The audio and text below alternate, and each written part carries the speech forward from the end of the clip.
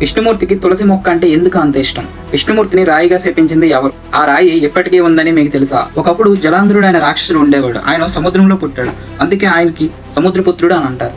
అతని భార్య తులసీదేవి విష్ణువుకి పరమ భక్తురాలు. భార్య భక్తి వల్ల జలాంధ్రుడికి బలము పుణ్యం గట్టిగా ఉంది. జలాంధ్రుడు చాలా బలం ఉందని దేవతలపై దాడులు చేసేవాడు. ఒకసారి ఇంద్రుడిని కూడా ఓడించాడు. అతన్ని ఓడించడానికి ఎవరి శక్తి కూడా సరిపోలేదు. ఎందుకంటే తన భార్య తులసీదేవి భక్తితో అతనికి చాలా రక్షణ ఉండేది.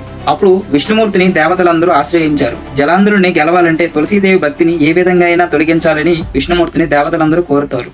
అప్పుడు విష్ణుమూర్తి జలాంధ్రుడి రూపంలో తులసీదేవి ఇంటికి వెళ్తాడు. వచ్చింది తన భర్త అనుకొని ఆయనతో కలిసింది. నిజానికి వచ్చింది జలాంధ్రుడు కాదు, జలాంధ్రుడి రూపంలో ఉన్న విష్ణుమూర్తి. అది జరిగిన వెంటనే తులసీదేవి భక్తి శక్తి తగ్గిపోయింది. వెంటనే జలాంధ్రుడిని యుద్ధంలో చంపేశారు. అప్పుడు తులసీదేవికి నిజం తెలిసిపోతుంది. తన భక్తిని మోసం చేశాడని కోపంతో విష్ణుమూర్తిని ఒక శిలగా మారిపోవాలని శపిస్తుంది. ఆ తర్వాత తులసీదేవి తన పవిత్ర తపస్సుతో భూమి మీద తులసి మొక్కగా మారిపోతుంది. తన పరమ భక్తుడైన తులసీదేవిని తులసి మొక్కగా విష్ణుమూర్తికి పూజిస్తాం. అలాగే తులసీదేవి రాయిగా శపించిన విష్ణుమూర్తిని శాలిగ్రామం అని అంటారు. ఇలాంటి ఇంట్రెస్టింగ్ ఫ్యాక్ట్స్ కావాలంటే మా ఛానల్ సబ్స్క్రైబ్ చేయండి. మీకు నచ్చినట్టయితే ఒక లైక్ చేయండి.